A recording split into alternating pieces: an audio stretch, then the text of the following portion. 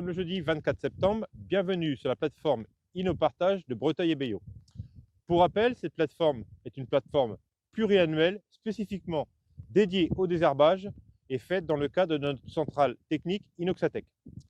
Nous allons faire un premier bilan de cette première année d'expérimentation et d'essayer de vous donner les premiers leviers ou enseignements qu'on en a tirés afin de vous aider dans vos futurs semis de céréales de cet automne. Après cette première année d'expérimentation, nous avons validé certains leviers. Nous avons identifié d'autres leviers qui peuvent être intéressants mais qui demandent confirmation. Et enfin, nous avons aussi encore des choses à travailler. Si on prend les leviers validés, le premier, c'est le décalage de la date de semis. En effet, sur nos essais bandes, nous avions 3 dates de semis, 4 octobre, 22 octobre et 12 novembre. Nous avons réduit les populations de vulpins de 50% pour la deuxième date, le 22 octobre, et jusqu'à 80% pour la troisième date de semis. Donc on voit que le levier est très efficace. Nous l'avons confirmé aussi au niveau du rendement. Nous avions un essai stratégie désherbage avec 2 dates de semis, 4 octobre, 22 octobre. Et là, clairement, les deuxièmes dates de semis du 22 octobre sont en tête au niveau rendement. Et en plus, nous avons une corrélation efficacité-rendement qui est très bonne. Donc ça confirme vraiment que le levier est validé. Deuxième levier, c'est que le labour n'est pas systématique dans les situations à grosse population de graminées. Ici, typiquement, nous avons labouré pour le précédent qui était les betteraves et nous avons relabouré sur la partie blé. Et là, clairement, nous avons remonté des graminées, ce qui fait que le labour était la bande la plus impactée en termes de vulpin.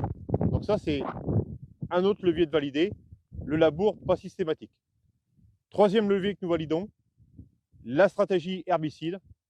À chaque fois qu'on fait une application de prélevé, une application de post-levé sur les céréales, on a un gain de 30% par rapport à une application unique, soit une post-levée, soit une prélevée. Donc si on résume, les leviers à mettre en place pour vos futurs semis, 1. Décalage de la date de semis, 2. Le labour pas systématique, donc gestion du labour, et 3. Stratégie herbicide définie et appliquée. Nous avons ici identifié des leviers qui nous paraissent pertinents dans la gestion des graminées, mais nous avons besoin de les répéter afin de les valider. Premier levier, le non-travail du sol. Sur nos bandes, nous avions différents travails du sol, du labour, du TCS et aussi du semis direct. Clairement, cette année, sur Breteuil et Bayot, le semis direct avait un gain significatif sur les populations de vulpins par rapport à du TCS. Nous avions une perte de 30% de population en faveur du semis direct. Donc ça, c'est un levier que nous allons retravailler cette année pour valider cette approche des choses. Deuxième levier, intégrer du travail mécanique dans les programmes désherbage chimiques pour les céréales. Nous avions intégré du travail de RC trille dans nos stratégies désherbage. Ça a été bénéfique puisque nous perdions 50% de population de vulpins. Malheureusement, nous n'avons pas pu passer la RC trille à l'automne. Nous l'avons fait au printemps et là, nous avons eu un effet négatif par destruction de pieds et nous avons eu une perte de rendement. Donc, ça paraît intéressant comme ça, mais nous avons besoin de revalider ce levier dans des conditions d'application classique, c'est-à-dire plutôt des applications d'automne. Il nous reste encore 2 leviers à travailler. 1, le pouvoir couvrant des différentes espèces de céréales et 2, les rotations. Pour le pouvoir couvrant des céréales, nous l'avions travaillé l'année dernière. Malheureusement, les semis ont été effectués le 12 novembre, donc les levées de graminées étaient peu importantes. Donc, on n'a pas pu mesurer l'intérêt de mettre un seigle, un triticale, une orge ou un blé. Donc, nous allons le refaire cette année sur un semis beaucoup plus précoce afin de mesurer l'impact des différentes espèces de céréales sur la gestion des graminées. Ça sera un levier additionnel dans le désherbage. Et bien sûr, nous allons travailler dès à présent les rotations.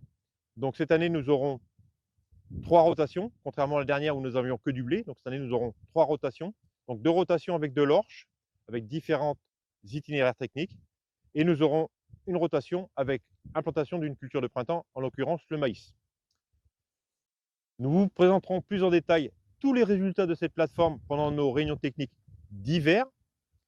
Veuillez noter dans vos agendas le mois de mai 2026. Nous organiserons une visite de cette plateforme au mois de mai.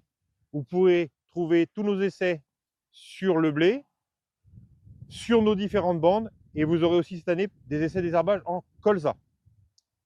Pour plus d'informations, vous pouvez contacter votre technicien pour qu'il vous relate ce qui se passe sur Bayot. Et moi, je vous donne rendez-vous pour un prochain AgroPlane vidéo. À bientôt.